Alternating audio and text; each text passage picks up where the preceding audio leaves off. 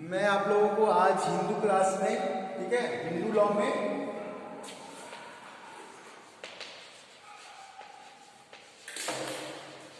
मैं आज आप लोगों को क्या पढ़ाऊंगा? डॉक्ट्रिन ऑफ पॉयस ऑब्लिगेशन, ठीक, पवित्र दायित्व का सिद्धांत। डॉक्ट्रिन ऑफ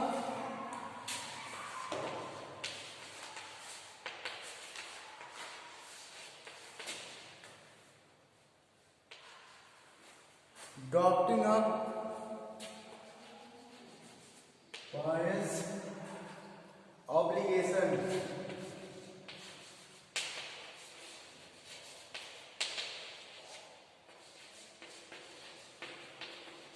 पवित्र दायित्व का सिद्धांत।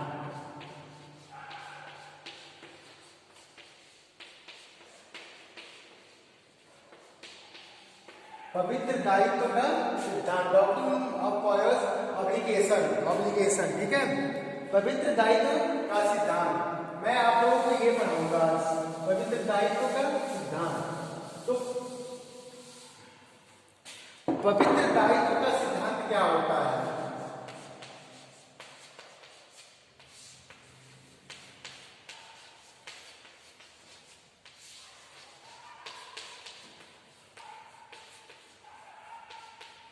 पवित्र दायित्व का सिद्धांत क्या होता है?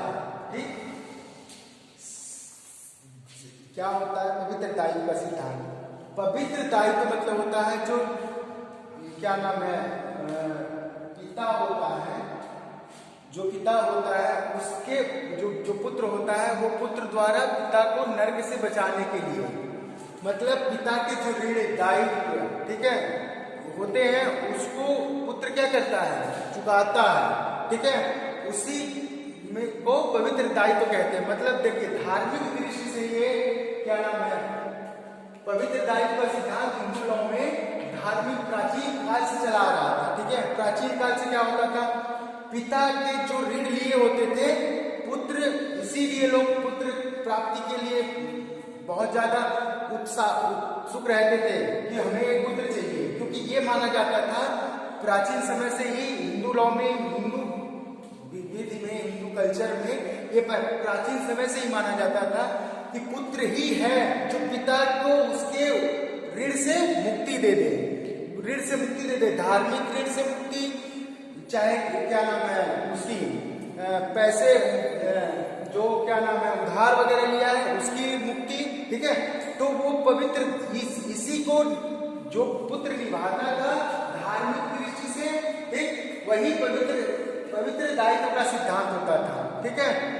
ठीक, एक व्यक्ति का जन्म हिंदू लॉ में, संयुक्त परिवार में या हिंदू लॉ, हिंदू विधि में, हिंदू धर्म में एक व्यक्ति का जो धर्म होता है हिंदू धर्म में, एक व्यक्ति का जन्म जो होता है वो किसके लिए? तीन चीजों के लिए होता है। किसके लिए होता है? तीन चीजें होती हैं, ठीक है, ऋणों के साथ होती है। क्या है? कौन कौन सा ऋण के लिए होती है? मूलभूत ऋण के लिए होती है ऋषि ऋण,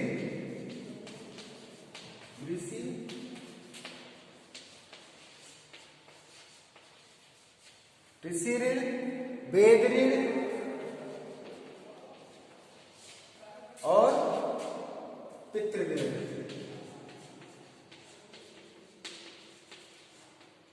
क्या होता था?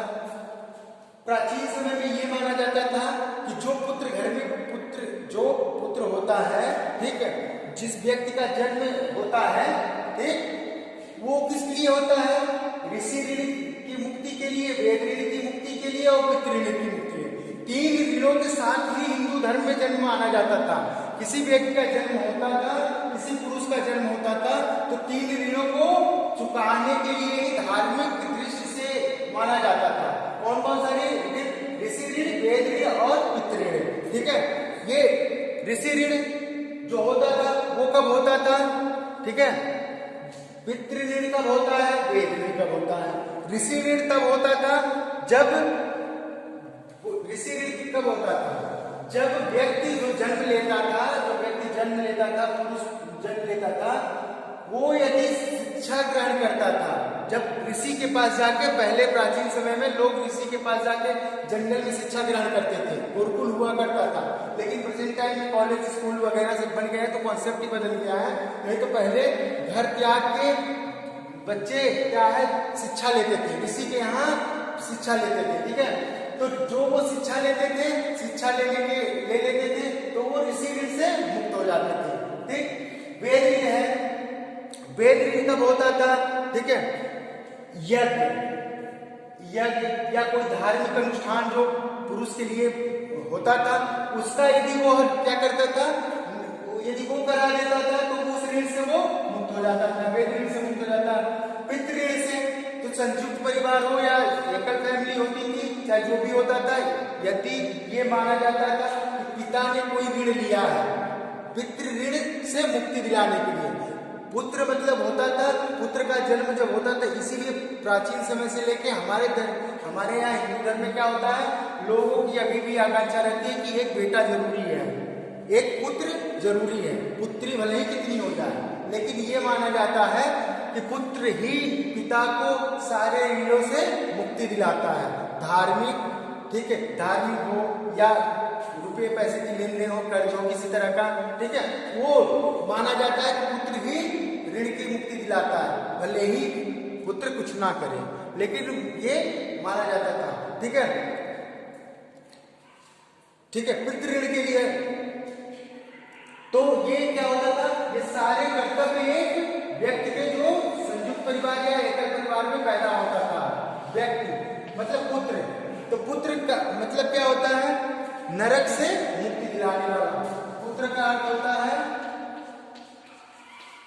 नरक से मुक्ति दिलाने वाला, ठीक है।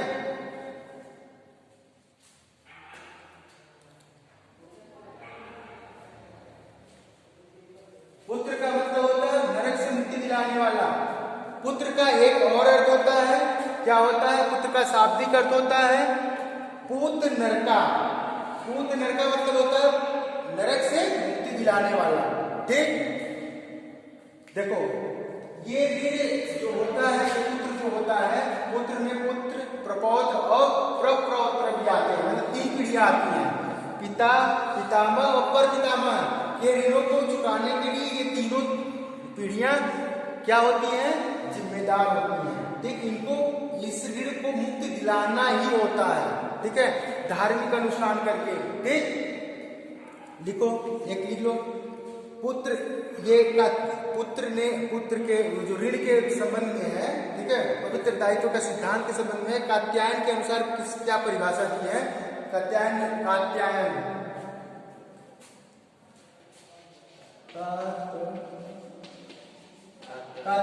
के अनुसार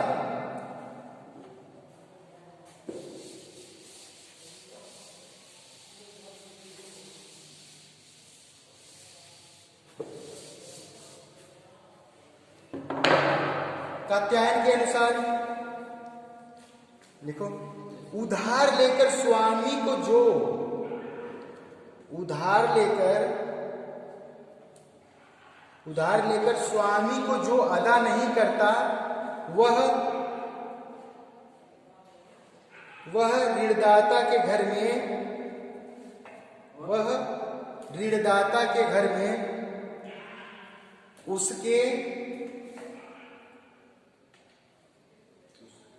उसके दास, नौकर, स्त्री या पशु के रूप में जन्म लेता है।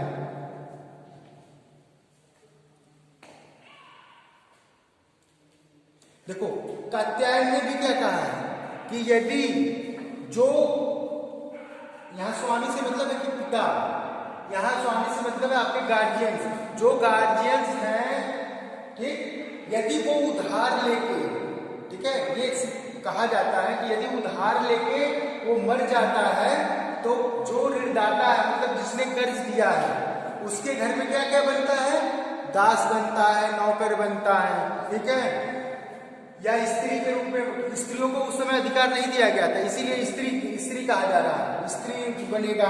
या पशु के रूप में जो ऋण दिया है उसके घर में मान्यता थी कि ऋण दिया है उसी घर में ये पैदा होंगे। इसीलिए ऋण चुकाने के लिए लोग पुत्र को पैदा करना आवश्यक मानते थे।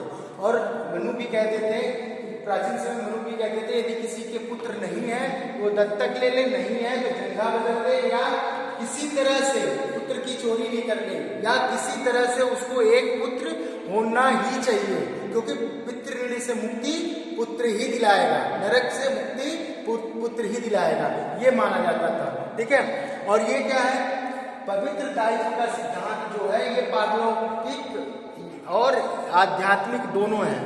ठीक है, आध्यात्मिक रूप से ये माना जाता था, लेकिन आगे अभी इस समय प्रेजेंट टाइम में इसका कोई महत्व नहीं रह गया है, पवित्र दायित्व का सिद्धांत। ठीक, क्या है, अब ये ऋण, जो ऋण होते हैं, जो ऋण लिया गया है वो कितने प्रकार का होता है?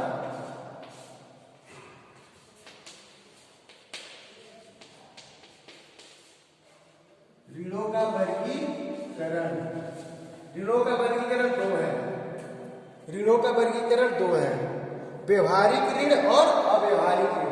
पहला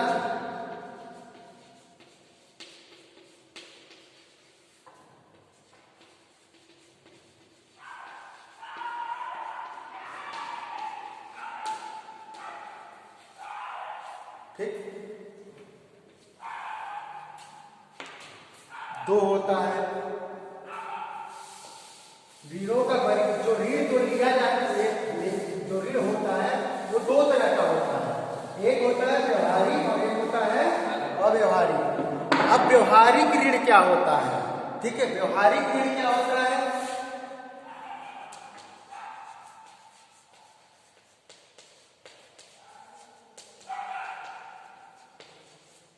व्यवहारिक ऋण क्या होता है? व्यवहारिक ऋण की श्रेणी में वो ऋण आएगा, ठीक है, कौन सा ऋण आएगा? जो अच्छे काम के लिए लिया गया हो, सद्भाव पूर्वक लिया गया हो। ठीक है, ऐसा नहीं है कि किसी गलत काम के लिए लिया गया हो तो वो ऐसा ऋण होगा। तो ये व्यवहारिक और अच्छे काम के लिए मतलब क्या हुआ? जैसे क्या हुआ, किसी धार्मिक अनुष्ठान के लिए पिता ने ऋण ले रखा, ठीक, या क्या नाम, शादी विवाह के लिए ऋण लिया, ठीक, या बच्चे के एजुकेशन के लिए ऋण लिया, या बच्चे के और किसी कार्य के लिए लिया, चिकित्सा के लिए, ठीक, या दवा के लिए लिया। ठीक, तो जो ये ऋण होता है ये अच्छे कार्य के लिए होता है। ठीक है, व्यवहारिक ऋण मतलब होता है जो ऋण, ऐसा ऋण जो अच्छे कार्यों के लिए लिया गया। ठीक है, वो ऋण होगा। तो ठीक, व्यवहारिक ऋण को हुआ। व्यवहारिक ऋण में क्या है, व्यक्ति जो पिता या परपिता या परपिता जो भी ऋण लिया है, ठीक है, और इस उद्देश्य के लिए लिया है, तो ऐसे ऋण का चुकाना किसका दायित्व होता है? पुत्र का, पुत्र, प्रपौत्र और पौत्र का, मतलब 3 पीढ़ियों का। ठीक, ये चुकाने का कर्तव्य इनका होता है। ठीक, ये क्या होगा, ये ऐसे ऋण को चुकाएंगे, लेकिन संयुक्त परिवार की जो संपत्ति दाय भाग में मिलती है उससे ये चुकाया जाएगा। ठीक है, जो दाय भाग में प्राप्त हुई है, दाय भाग मतलब बताया था कि जो पिता के पूर्वज से संपत्ति मिली हुई है वही दाय भाग होती है, मतलब पिता के पूर्वजों से मिलती आ रही है संपत्ति, तो उतने से ही वो चुकाएगा जितने तक उसे मिलेगा। ये नहीं है कि ऋण ज्यादा है और संपत्ति इतनी सी मिली तो वो चुकाएगा। व्यवहार में वो चुका सकता है, लेकिन कानूनन बात है नहीं है। ठीक है, जितनी दाय भाग में संपत्ति मिलेगी उतने का ही वो ऋण चुकाएगा। ठीक, व्यवहारिक ऋण में है कि नया व्यापार करने के लिए किसी ने ले लिया, ठीक है, नया व्यापार करने के लिए ले लिया, या मानहान की प्रतिरक्षा कर रहा है न्यायालय में, उसके लिए उसने ऋण ले लिया है। तो ये सारे व्यवहारिक ऋण आएंगे, मतलब सद्भावपूर्वक अच्छे कार्य के लिए लिया। ठीक, तो ऐसे ऋण को भुगतान पुत्र पे दायित्व भारित करेगा, और वो ऐसे ऋण का भुगतान वो पुत्र करेगा। और जितनी उसको संपत्ति दाएं भाग में मिली है उतनी, ठीक है, पूर्वजों से जितनी संपत्ति मिली है उतनी, ठीक, उतने भाग तक का वो दायी होगा। दूसरा क्या है,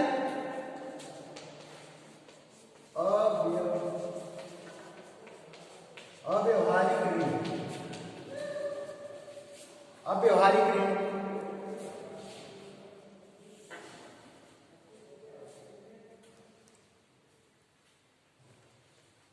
अव्यवहारिक ऋण का शाब्दिक अर्थ क्या होता है, जो व्यवहार संपन्न न हो, ठीक, जो व्यवहार संपन्न न हो, जो प्रथागत न हो, प्रथा के अनुसार या व्यवहार संपन्न न हो, जो मैं पहले बता चुका व्यवहारिक ऋण न हो, ठीक। तो ऐसे ऋण में यदि व्यक्ति अव्यवहारिक ऋण लिया है तो इसके लिए पुत्र या प्रपौत्र या पर प्रपौत्र क्या है, ऐसे ऋण चुकाने के लिए दायित्व नहीं होगा, दायित्व के अधीन नहीं होगा। क्यों नहीं होगा? क्योंकि ऐसा ऋण जो होता है वो पर्सनल स्वार्थ के लिए लिया जाता है या अच्छे कार्य के लिए नहीं लिया जाता, या मतलब उस जो वो ऋण लिया जा रहा है उसका कोई महत्व व्यक्ति के जीवन में नहीं होता है, ठीक। व्यक्ति के जीवन में महत्व का इस मतलब से कि जो दूसरे व्यक्ति के लिए, ठीक, जैसे कि मैं शराब पी रहा हूं तो ये मेरे बच्चों के लिए कहाँ लाभदायक है? शराब पीना कहीं लाभदायक है? ये तो नुकसानदायक है ना। तो अच्छे कार्य तो है नहीं शराब में, समाज में इसे अच्छा कार्य नहीं माना जाता, ठीक है। इसलिए इस ऋण को चुकाने के लिए, ऐसे ऋण को चुकाने के लिए पुत्र दायित्व के अधीन नहीं होगा, दायित्वाधीन नहीं होगा, ठीक। एक केस लिखो, हेमराज बनाम खेमचंद।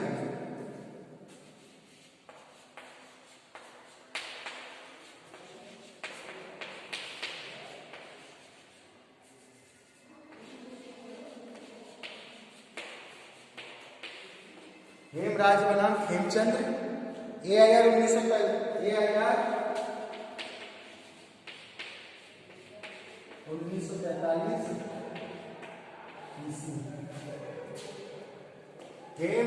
हेमराज बनाम खेमचंद, AIR 1943 ईस्वी। इसी मतलब समझते हो क्या है?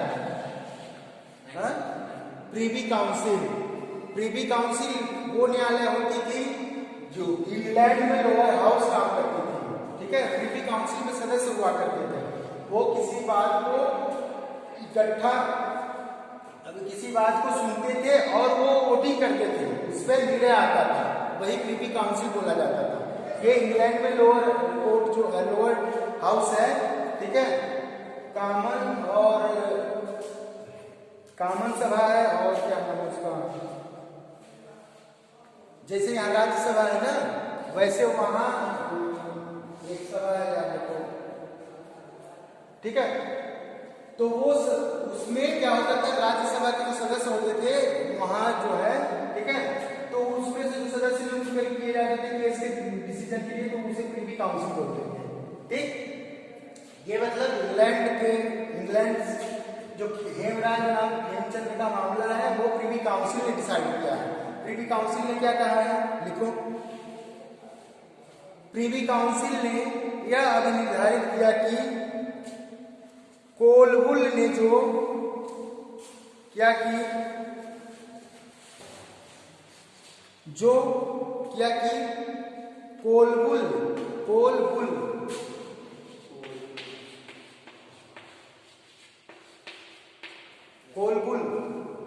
कोलबुल ने जो अव्यवहारिकता की परिभाषा दी है वह सबसे उत्तम परिभाषा है। जो अव्यवहारिक शब्द की परिभाषा की हुई है कोलबुल ने, वही सबसे उत्तम परिभाषा प्रीवी काउंसिल ने माना है। ठीक है, क्या किया है कोलबुल के अनुसार, देखो कोलबुल के अनुसार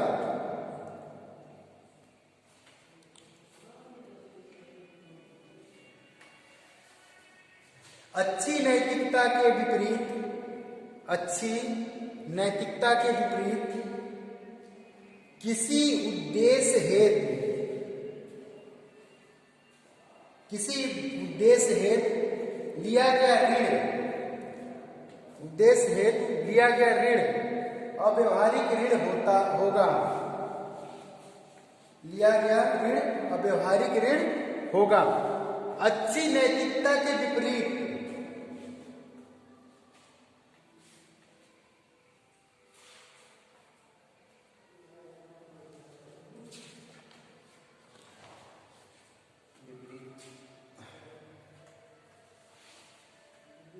अव्यवहारिक ऋण होगा। अव्यवहारिक ऋण होगा लिखिए ना। अच्छी नैतिकता। अरे यहीं तक है। अभी निर्धारित किया गया कि कोलबुल ने जो अव्यवहारिकता की परिभाषा दी है वह सबसे उत्तम परिभाषा है। कोलबुल के अनुसार अच्छी नैतिकता के विपरीत किसी उद्देश्य हेतु लिया गया ऋण अव्यवहारिक ऋण होगा। किसी उद्देश्य हेतु लिया गया ऋण अव्यवहारिक ऋण होगा।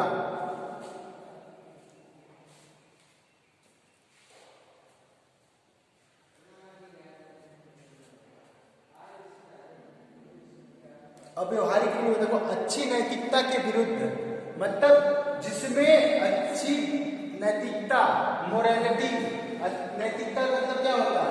जो दिखने में नैतिक हो, लोगों के देखने में सही हो, ठीक है, सही हो, तो उसे अच्छी नैतिकता। अच्छी नैतिकता के लिए जो कह रहा है कि अच्छी नैतिकता के उद्देश्य के विरुद्ध है, ठीक। यदि कोई ऐसा ऋण लिया जा रहा है तो व्यवहारिक ऋण होगा, ठीक है। तो मतलब क्या है कि इसका जो इस ऋण लेने का उद्देश्य जो होना चाहिए वो नैतिक होना चाहिए, अच्छे उद्देश्य से होना चाहिए, न कि गलत उद्देश्य का, ठीक। कलकत्ता हाई कोर्ट के न्यायाधीश को एक और न्यायाधीश ने परिभाषा दिया व्यवहारिक ऋण की। कलकत्ता हाई कोर्ट के न्यायाधीश श्री मुखर्जी, कलकत्ता हाई कोर्ट के न्यायाधिपति श्री मुखर्जी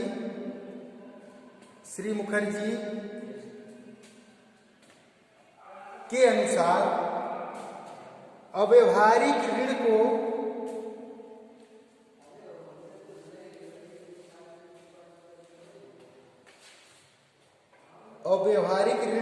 स्पष्ट करते हुए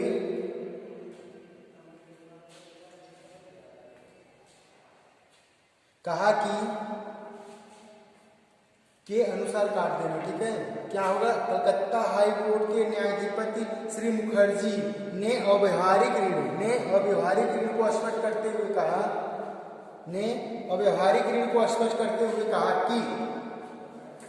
कहा कि ऐसा ऋण जो वैध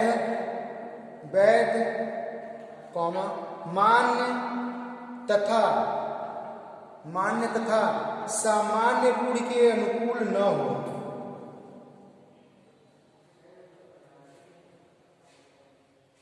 सामान्य रूढ़ के अनुकूल न हो, अव्यवहारिक ऋण की श्रेणी में आएगा। अव्यवहारिक ऋण की श्रेणी में आएगा। वैध, मान्य और सामान्य रूढ़ के उद्देश्य की पूर्ति न करता हो तो वो क्या होगा? अव्यवहारिक ऋण की श्रेणी में आएगा, ठीक। व्यवहारिक ऋण तो तुम जनरली समझ गए, मैंने सद्भाव पूर्वक अच्छे कार्यों के लिए। अब व्यवहारिक ऋण को भी बता दिया मैंने, ठीक है। अब व्यवहारिक ऋण के कुछ उदाहरण लिख लो।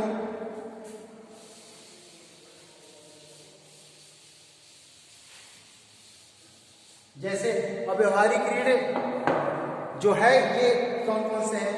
मद्यपान मतलब मदिरा का सेवन करना, मद्यपान। वैश्यागमन, जुआ या किसी और अनैतिक कार्य के लिए यदि ऐसे कार्यों के लिए ऋण लिया जा रहा है, ठीक है, तो ऐसे ऋण के भुगतान के लिए उत्तरदायित्व के अधीन नहीं होगा, क्योंकि ये अनैतिक ऋण, अव्यवहारिक है या अनैतिक ऋण है जिसका उपयोग किसी अच्छे कार्य के लिए नहीं हुआ है, ठीक है।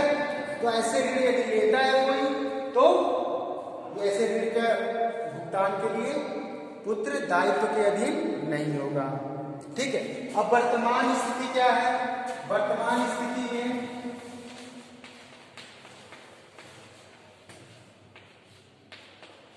वर्तमान स्थिति ये है कि हिंदू उत्तराधिकार संशोधन अधिनियम 2005, हिंदू उत्तराधिकार संशोधन अधिनियम 2005 के द्वारा यह प्रतिस्थापित कर दिया गया कि पवित्र दायित्व का सिद्धांत जैसा कोई सिद्धांत अब मान्य नहीं है, अब मान्य नहीं है।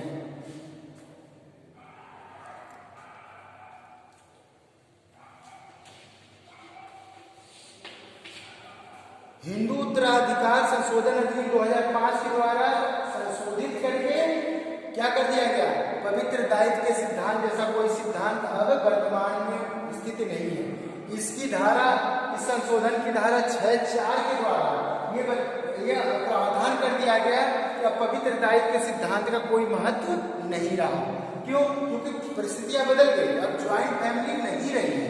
ज्वाइंट फैमिली का कॉन्सेप्ट ही समझ लो मोस्टली 90% खत्म हो गया। 10% फैमिलियां बिलोंग करती होंगी ज्वाइंट फैमिली में तो ठीक है, नहीं तो बाकी सब सिंगल फैमिली हो गई। लोग सिंगल फैमिली पर ज्यादा विश्वास करते हैं, ठीक है, सिंगल रहना पसंद करते हैं। तो ये कॉन्सेप्ट अब नहीं रहा। पवित्र दायित्व का सिद्धांत 2005 से हट गया, खत्म हो गया। ठीक, अब यूनिट 5 है, अब यूनिट 4 खत्म हो गया, यूनिट 5।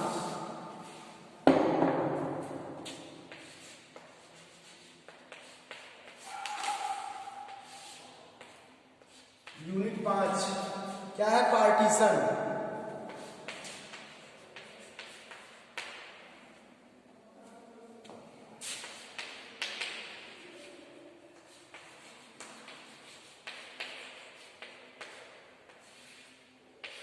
विभाजन, पार्टीशन या विभाजन। ठीक है, विभाजन जैसा कि आप लोग जानते हैं कि विभाजन होता क्या है। ठीक है, ठीक, पूरे परिवार का विभाजन हो जाता है। ठीक है, परिवार जब बिखर जाता है, ज्वाइंट फैमिली जब बिखर जाती है, ठीक है, और संपत्ति का बंटवारा हो जाता है, वही विभाजन होता है। ठीक है, जनरल भाषा में यही होता है, जनरल भाषा में यही होता है। ठीक है, अब विभाजन का अर्थ लिख लो। विभाजन का अर्थ मिताक्षरा विधि के अनुसार लिखो। विभाजन का अर्थ मिताक्षरा विधि के अनुसार विभाजन के 2 अर्थ हैं।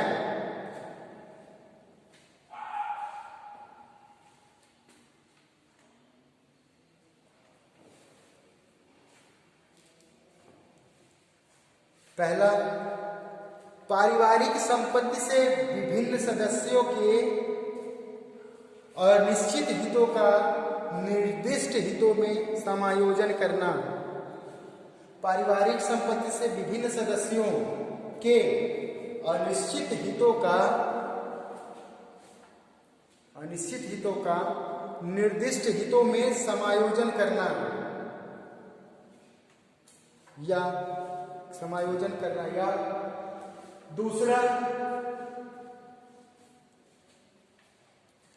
दूसरा उससे उत्पन्न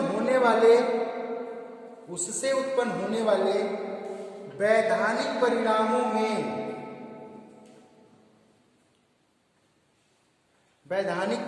में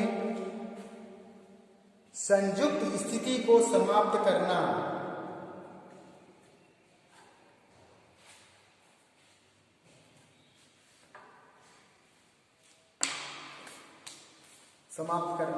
ठीक, मतलब क्या है? जो संयुक्त परिवार है, एक अनिश्चित भाग जो होता है, संयुक्त परिवार में क्या होता है? निश्चित तो होता नहीं कि किसका कितना भाग है, लेकिन जब हमारा विभाजन हो जाता है तो अब विभाजन में सबको बराबर हिस्सा मिलेगा। सबको जितना जिसका हिस्सा है उसको बराबर मिलेगा।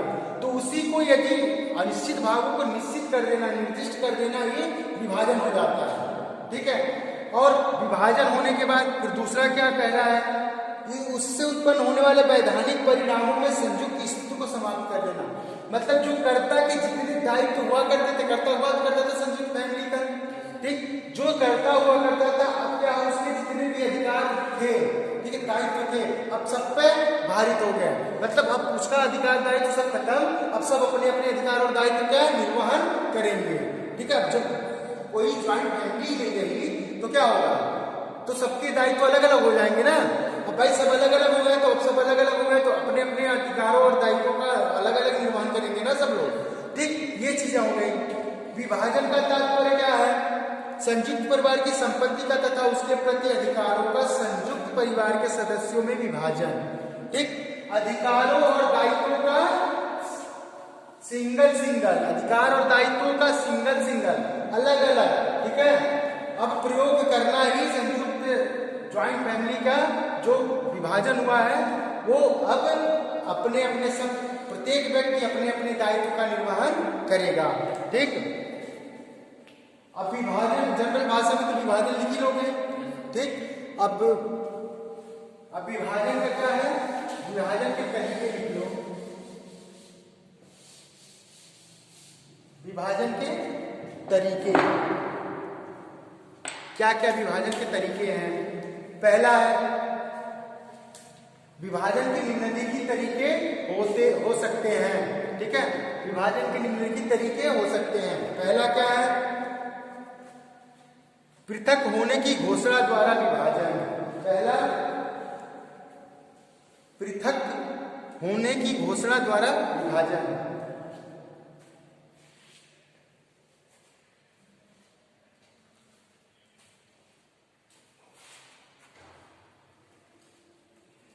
अब देखो इसमें समझो, यदि संयुक्त परिवार है और संयुक्त परिवार में कोई व्यक्ति ये कह रहा है कि मुझे पृथक घोषणा द्वारा ये कह रहा है, मतलब बोल के कह रहा है कि अब मुझे पृथक कर दिया जाए। ठीक है, मुझे अलग कर दिया जाए। ठीक, अलग कर दो मुझे। ठीक, तो यदि ऐसा करता है तो वो क्या होगा, वो अपनी संपत्ति का विभाजन करवा सकता है। दूसरा लिखो, नोटिस द्वारा विभाजन। आपस में व्यक्ति सहमत हो गए, ठीक, और उसके लिए एक नोटिस जारी करा लिया गया, तो अब विभाजन हो सकता है, वो व्यक्ति विभाजन करवा सकता है। ठीक, तीसरा, धर्म परिवर्तन के आधार पर विभाजन। धर्म परिवर्तन के आधार पर विभाजन।